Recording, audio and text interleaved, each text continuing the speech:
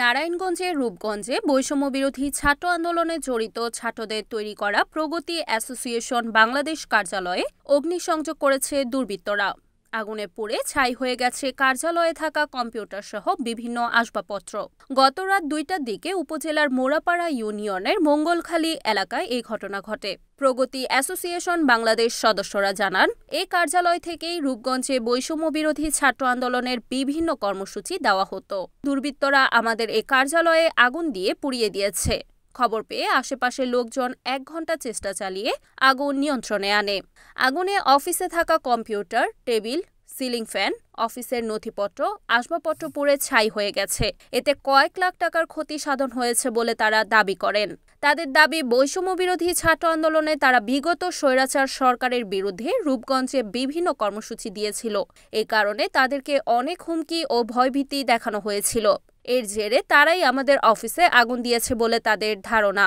এ ব্যাপারে সহকারী police super মেহেদী ইসলাম বলেন, একটি অফিসে অগ্নিকাণ্ডের ঘটনা ঘটেছে শুনে ঘটনাস্থল পরিদর্শন করেছি। আগুন কিভাবে বা কারা লাগিয়েছে সে বিষয়টি খতিয়ে দেখা হচ্ছে।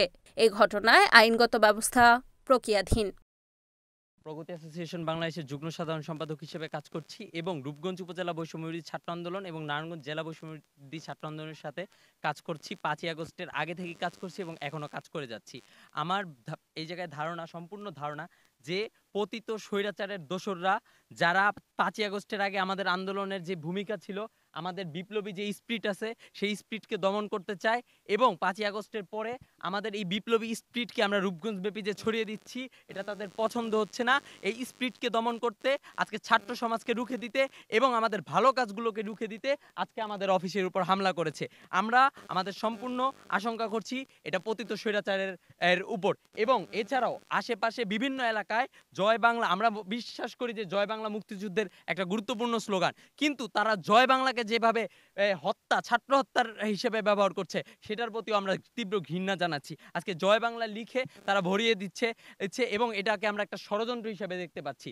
এবং বৈষম্যবিরোধী ছাত্র আন্দোলন রূপগঞ্জের কোনো অফিস না থাকায় এবং প্রগতি অফিসটা থেকে আন্দোলনের বিভিন্ন সময় কাজ করার কারণে তারা এটাকেই বৈষম্যবিরোধী ছাত্র আন্দোলনের একটা প্রাণবিন্দু হিসেবে চিন্তা করে এই অফিসে হামলা চালিয়েছে।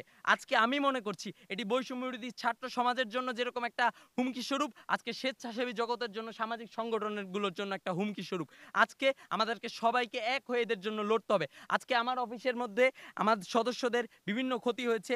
আজকে আমাদের একটা কম্পিউটার ছিল অফিসে, গুরুত্বপূর্ণ নথিপত্র ছিল, কাগজ ছিল, আমাদের ডেকোরেশনের খরচ ছিল এবং আমরা এই অফিস ভাড়ায় চালাই। সেই বিভিন্ন খরচ এবং সব কিছু মিলে আমাদের যেই পরিমাণ ক্ষতি হয়েছে সেই ক্ষতি নিয়েও আমরা একটা নতুন সংগঠন ৬ মাস হয়েছে, এই ৬ মাসে যদি আজকে আমাদের অফিস পুড়িয়ে দেওয়া হয় তাহলে দেখুন তারা কতটা ভয় পাচ্ছে বিপ্লবীদের, কতটা তারা বিপ্লবীদেরকে দমায় দিতে চাচ্ছে।